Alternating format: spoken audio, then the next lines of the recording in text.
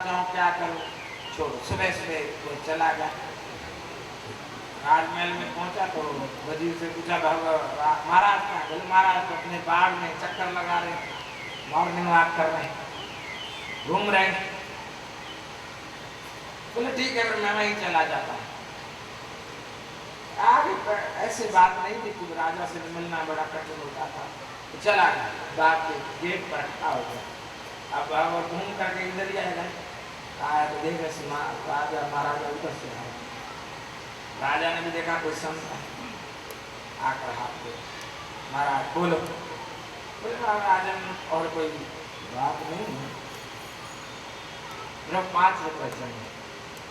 बोले बस सुबह सुबह महाराज कुछ और मांग लो। 5 रुपए मांगते हो क्या? राजा के पास आए हो, कुछ जितना आपको चाहिए ले लो।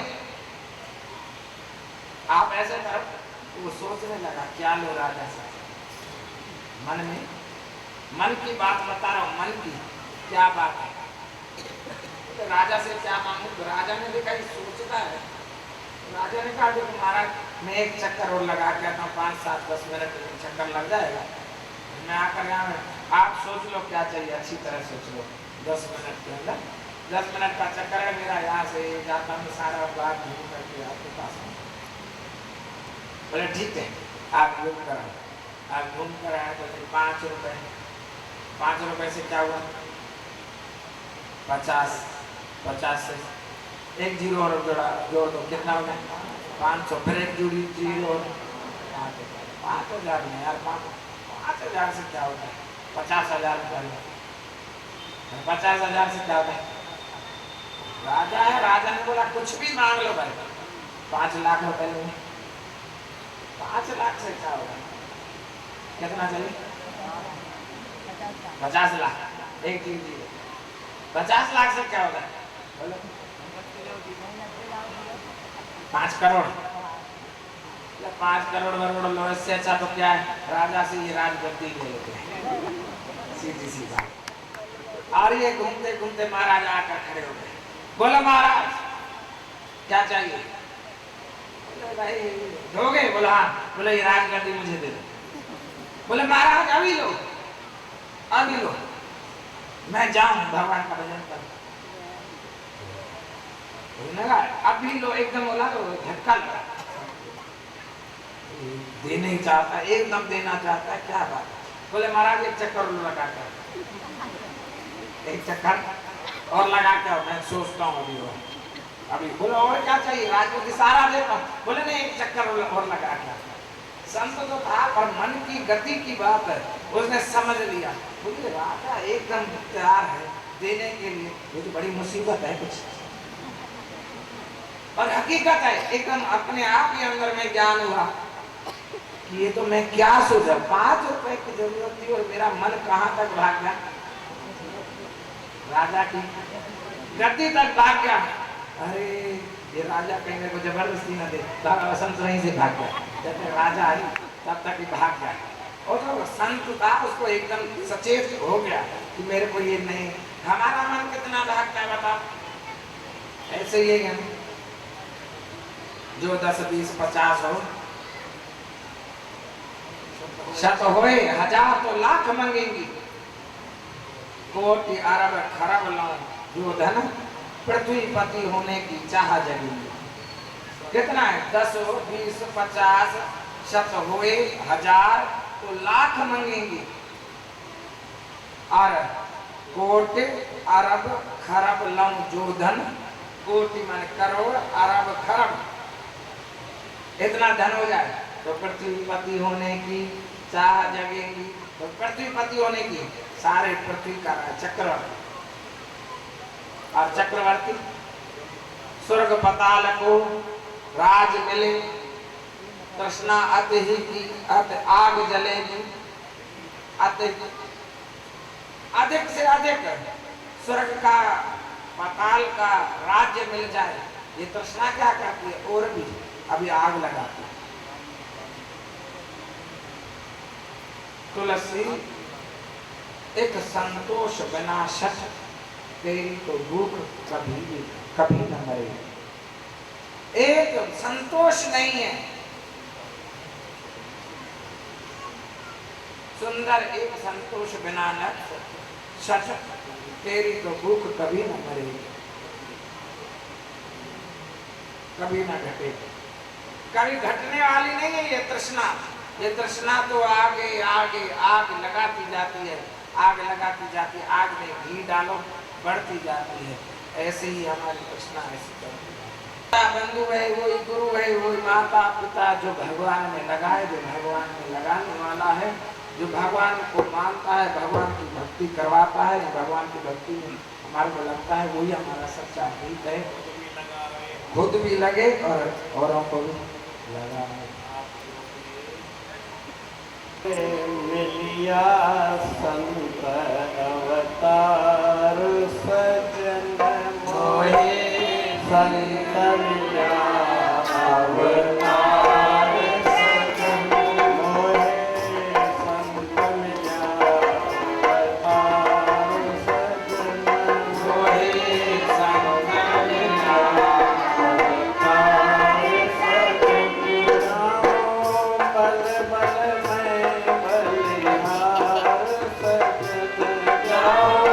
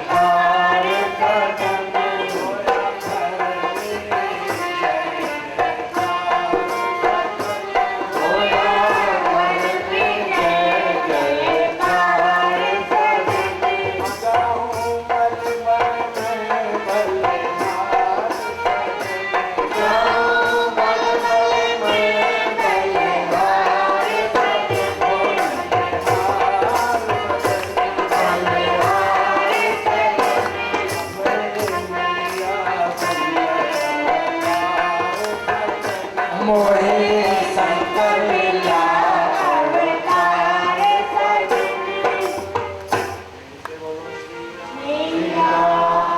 स्वरूप में बैठे हुए पूजनीय योग हमारे संत मंडल,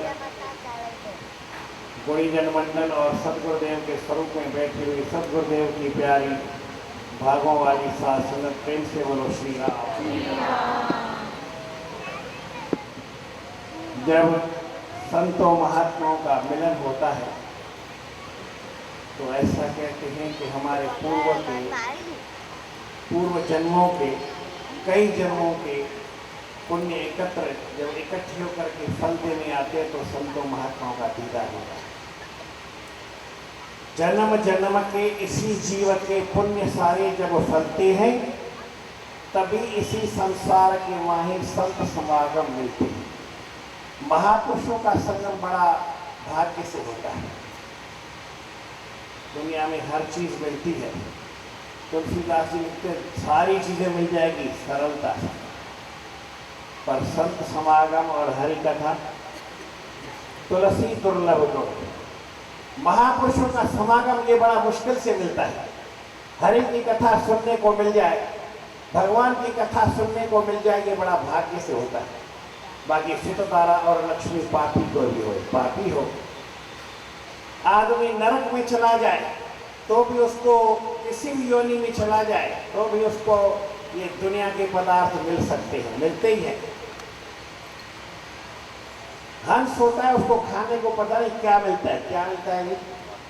हंस पक्षी आपने सुना हो, देखा नहीं है, लेकिन उसको खाने के लिए मिलता है, क्या मिलता है? मोती मिलती है। हाथी है, उसको खाने के लिए थोड़ा नहीं मिलता है, बहुत कुछ मिलता है। चाहे घास मिलती है लेकिन बहुत मिलती है। कितना हो हम उतना नहीं खा सकते, भले कितना महंगा हो, घास भी सस्ता नहीं है। एक राजकुमार था, छोटे गांव का, राजा तो राजा ही होता है। शादी हुई, शादी में ब्याह में उसको हाथी मिला। अब हाथी रोज सारा इतना सारा घास खा गया तो उसने कहा ये हाथी मेरे को भिखारी बना देगा। अपने ससुर को कहा हाथी वापस ले ले, हाथी मेरे को नहीं चाहिए, ये तो मेरे को भिखारी बनेगा, इतना घास में कहाँ से लाऊंगा। दुनिया में सब पदार्थ मिल जाते हैं, मान शान सब मिल जाता है, सब कुछ मिलता है, लेकिन भगवान की भक्ति और संतों का समागम ये बड़ा मुश्किल से मिलता है। प्रेम से बोलो श्री राम। और वो भी भारत में मिलता है, विदेशों में तो नहीं मिलता है। एक ने कहा महाराज आप झूठ बोलते हैं, आप विदेश में आए हैं कभी? ज़्यादा तो नहीं, थोड़ी बार, कभी कभी ऐसे मौका पड़ गया तो चला जाता हूँ, आजकल नहीं जाता हूँ, पहले जाता था। बोले महाराज ऐसा कोई महीना खाली नहीं है संत महात्मा नहीं आ रहे। मैंने कहा सही बात है, आपके पास बहुत महात्मा आते हैं, मैं भी पेपर्स में पढ़ता हूँ कि अमुक महात्मा अमुक महात्मा अमुक महात्मा गए। महात्मा तो बराबर आते हैं, आपकी श्रद्धा कितनी होती है उसमें? बोले अभी सब आते हैं, हम नहीं जाते। फिर क्या हो, क्या फर्क पड़ा? आदमी को दुनिया में सब कुछ मिल जाए, महात्मा मिल जाए, लेकिन आपको भी समय घर से यहाँ के आने के लिए मिलना चाहिए। फिर आप आ भी गए, फिर यहाँ पे संतों महात्माओं का कुछ ज्ञान गुण, एक शब्द ऐसा हमारी समझ में आ जाए, महाराज आप जो बोलते हैं हिंदी बोलते हैं हम समझते हैं, इसमें क्या बड़ी बात है? बोले इसको समझना नहीं कहते, समझना किसको कहते हैं? एक लड़का, प्रेम से बोलो श्री राम। सत्यनाम साक्षी, सत्यनाम साक्षी, सत्यनाम साक्षी। मैं जो कथा सुनाता हूँ ऐसे आप नहीं सुनना, ये तो खाली मैं मिसाल देता हूँ।